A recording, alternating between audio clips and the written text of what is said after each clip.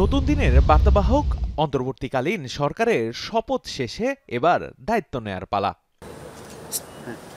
নতুন সরকারের প্রথম দিনেই সাভারের জাতীয় স্মৃতিসৌধ ও শহীদ মিনারে শ্রদ্ধা নিবেদনের মাধ্যমে দায়িত্ব পালন শুরু করেন উপদেষ্টারা। শ্রদ্ধা জানানো শেষে উপদেষ্টারা চলে যান সরকারের নতুন কার্যালয় রাষ্ট্রীয় অতিথি ভবন যমুনায়।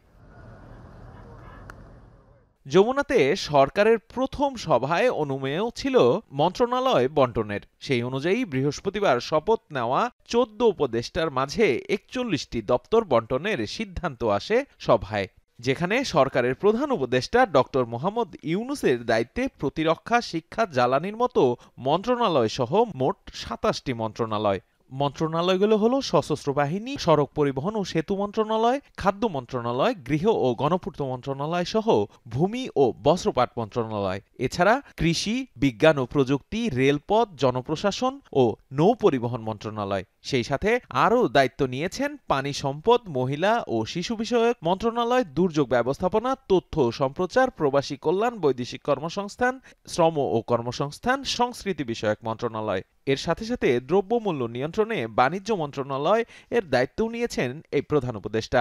এছাড়া বেসরকারি বিমান পরিবহন ও পর্যটন, মুক্তিযুদ্ধ বিষয়ক মন্ত্রণালয়, পার্বত্য চট্টগ্রাম বিষয়ক এবং প্রাথমিক ও গণশিক্ষা মন্ত্রণালয়ের দায়িত্বেও রয়েছেন তিনি। অন্যদিকে বাকি 13 উপদেষ্টা নিয়েছেন বাকি 14টি মন্ত্রণালয়ের, যেখানে সালেউদ্দিন আহমেদ অর্থ ও পরিকল্পনা মন্ত্রণালয়ের দায়িত্ব নিয়েছেন।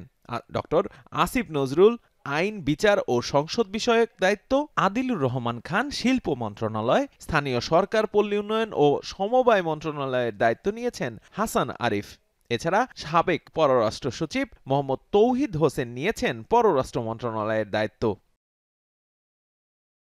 এদিকে পরিবেশ বিষয়ক আন্দোলক সৈয়দা রিজওয়ানা হাসান পরিবেশ, বন ও জলবায়ু পরিবর্তন মন্ত্রণালয়ের দায়িত্ব নিয়েছেন।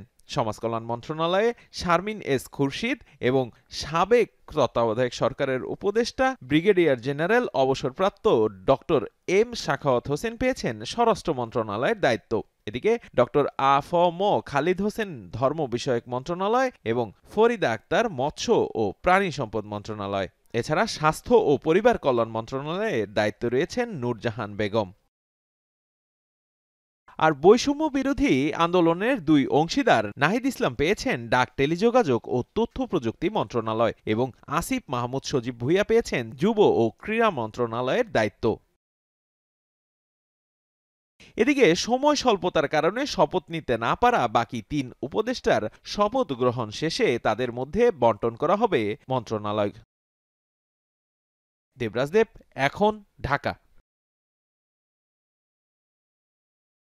শিয়া বাটার ও ভিটামিন ই সমৃদ্ধ lily glam beauty soap. Lily, always beautiful.